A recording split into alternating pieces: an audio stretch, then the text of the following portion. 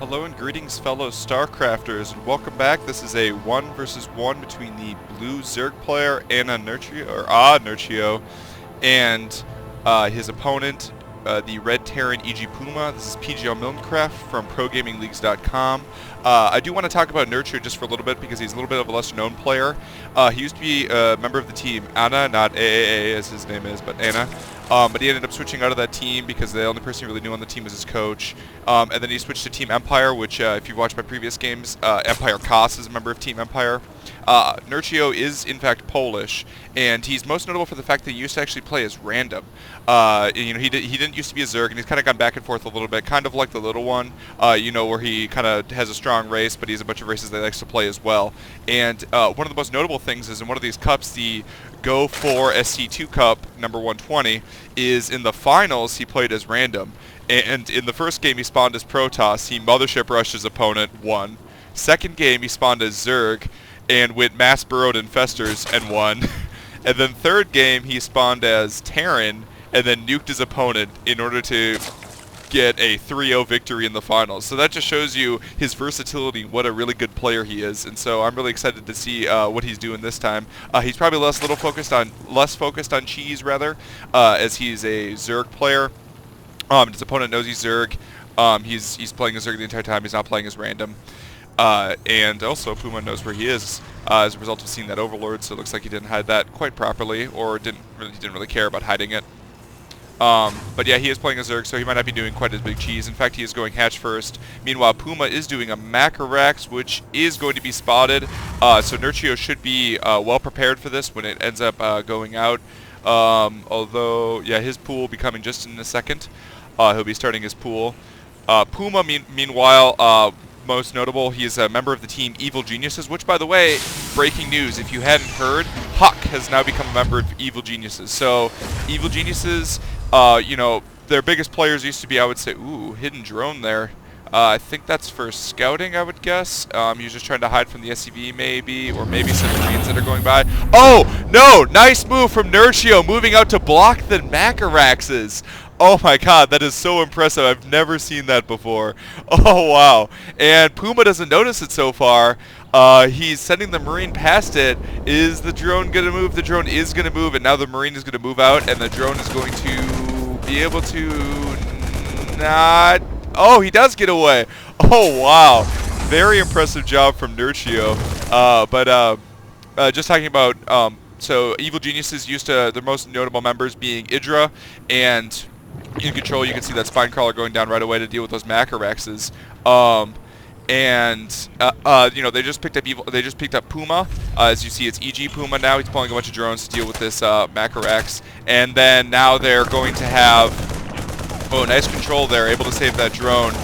And now they have a lot of different players, and it looks like they've actually got a pretty good team. And I would say probably one of the better foreign teams at this point. As Huck is extremely good. Probably, I don't know if he's the best foreigner, but he's pretty close. But we're going to go ahead and just go back to this game. Looks like the Macarax is actually falling apart just a little bit. The Zerglings, nice control from Nerchio, was able to go out and snipe most of the Marines that were going out. Most Zerg players would be a little bit more timid than that. Oh no, bad Overlord control there. That Overlord's dead. For sure. Goodbye, poor Overlord. But I was talking about Puma's, just go back to Puma's qualifications real quick. Most known for, he very recently won, what tournament was that? Oh my god, I'm totally blanking. I casted the finals against MC and the semifinals against, who was the semifinals? It was against a Zerg player. And I'm totally blanking on the name of that tournament, but I'll put it in the description for you guys. If I remember it later, I'll tell you. Looks like there's actually a lot of Zerglings coming out for Nerchio. He might have still felt threatened, even though he did get the spine crawler up that tends to put any Macarax pressure away. And EGPuma is going to be expanding under this. Very standard to expand underneath the Macarax. You don't want to kind of go, unless you kind of want to go all in. If you go all in, you generally want 3 barracks or so. These Zerglings are going to move up. They're going to spot the barracks. It's not really going to reveal much information. Probably won't lose a Zergling. He will not lose a Zergling. Meanwhile, an SUV does get out, so he'll be able to spot if there's any sort of additional expansion going up, although that would be quite the rush of an expansion. You generally don't see that except against a Protoss player who is expanding. And if you didn't see it there, that's one thing that I feel like I don't see pro players do enough is if you're pulling your units off of gas, if they already have gas in their hands, you want to press C after you right-click so that they return the cargo before they go away. Otherwise, you lose that gas forever, and it's not that much additional time. And so that's a great job that aAANA did there, being able to micro his workers, make sure he gets all of the gas out of it. And EGPuma did not reveal any additional information. He saw the drone counts, though, so he could guess based off of the drone counts. You know, like that, there's probably not any sort of early aggression coming, no kind of bandling bust or anything like that. And, ooh, that's a lot of Marines. I wonder if he's actually planning on moving out with that. I don't think he's going to move out, although Nerchio is going to want to move his forces out. Is he watching? Okay, he's watching. And those Marines, I don't think those Marines would be terribly effective in this situation. They could get a decent amount of Zergling kills, actually. But the Spinecrawler, maybe if it was moved a little bit farther out to be able to better kind of cover this area, that might be effective as well. We do see Blue Flame Hellions coming up from Nerchio. I would guess that he's going for... Oh, he is actually just going for mech play. You almost never get that second factory unless you're going for heavy mech play. So he'll be getting Blue Flame Hellions and probably going into a factory. I haven't seen mech play for a while against Zerg. The hardest thing to deal with, I would say, when you're doing mech play is Mutalisks, because all you have, generally speaking, are Thors, then maybe some Marines, depending on how many Marines you end up getting with your mech play. And if the Thors all get Magic Boxed and killed, then the entire army just dies because it's too slow to get away. You know, except for maybe some of the Hellions. And that's a lot of Zerglings here. I don't think that's going to be too effective here with the run-by, but I guess we'll see. It looks like Nerchio didn't macro up quite as hard as he wanted to. And, oh, he's just going to hold position. But those Hellions are going to fry a lot of Zerglings. Yum, yum, fried Zergling. And able to get a decent amount. Oh, not bad control from Nerchio. Lost about 6 more Zerglings than he really had to at that point. And actually, that's a relatively significant loss. Now, he does have a Roach Warren up. So you should see, we do see 9 Roaches coming out in order to help protect the... These Zerglings need to be a little bit careful. They don't want to hang out near the Blue Flame Hellions. But the Roaches will be able to deal with the Blue Flame Hellions just fine. Roaches are quite good against Blue Flame Hellions. But if he gets the Hellions past or somehow up the ramp, or ends up dropping them up the ramp, then that could be very effective as well. So Nerchio just wants to be super careful about those, you know, that kind of situation, because a couple of Blue Flame Hellions can really get a lot of link kills. And over here, they're attacking the hatchery. That's not going to be able to do much damage. Oh, looks like Nerchio is actually going to go for the sandwich. He's going to get the Lynx behind, so when they try to run away from the Roaches, the Lynx are going to try to engage and stop them. I guess not.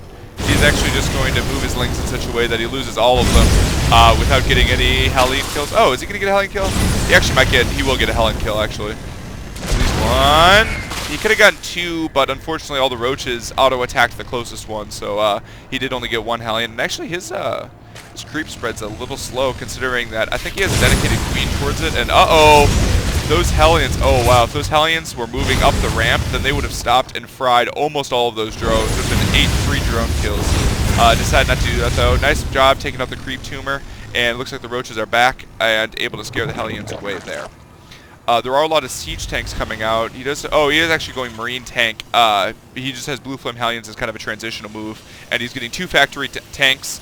Those are extremely effective against basically all sorts of Zerg ground units. Looks like the Roaches are moving up. This is not a very good idea for Nerchio. He doesn't have Roach speed either, so he's not going to be able to get away. And looks like he is going to be able to back off before Puma is able to deal any damage there. I'm not quite sure what Nerchio was trying to... Maybe he was just trying to get a peek at his opponent's army. He does see that his opponent's army is coming out, and Siege is going to finish, and Stim is going to finish. So this is going to be a very scary timing push, especially since I don't think he even has a Baneling Nest yet, does he? He does not have a Baneling's Nest, so this is going to be very difficult to deal with on his part. That's a lot of Marines, and while he does have a decent amount of Roaches, Siege tanks are quite good against Roaches. And looks like that's pretty good concave, though, for the Zerg, dealing a lot of damage to those Marines, but on the other hand, the tanks are dealing a lot of damage to the Roaches, and Nerchio is just going to have to back off. A lot of Lynx coming out as well, able to scan, take out all the creep tumors, kill an Overlord, but that's not going to matter because he's not close to being supply blocked. And looks like he's going to... Stim dealing a lot of damage there, and I don't know if Nerchio is going to be able to survive this attack. He's got more Zerglings coming up, but those Zerglings die so fast as Stim Marines, and there's a lot of siege tanks here which deal a lot of damage to Zerglings as well, and he's very carefully moving his tanks forward. And I don't think there's any possible way that Nerchio is going to pull this off. Actually, maybe with all the Roaches. the 11 roaches that are spawning right now.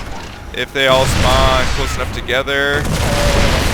He did take out that spine crawler right there, and the drones are being pulled. Looks like this is an all in defense, rather. Oh, but there's no way he's going to hold this off. Look at that, and he's just going to have to GG out of this game. And yeah, aAaNerchio actually didn't handle that quite well. I would have liked to see, given the timing of that, maybe he was expecting mech because he saw the blue flame Hellions, but he decided not to get a baneling's nest, and Marines are very difficult to deal with if you don't have banelings, and you could have infestors as well, instead rather, but his infestors just weren't ready in time, so he didn't go infestors fast enough if that's who he was going for.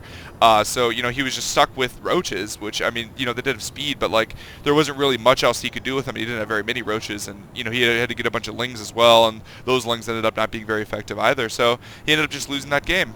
And shows you the dangers of a early Terran timing push. Well, anyway, this is PGL Milncraft. Moving on to game number 2. Signing off.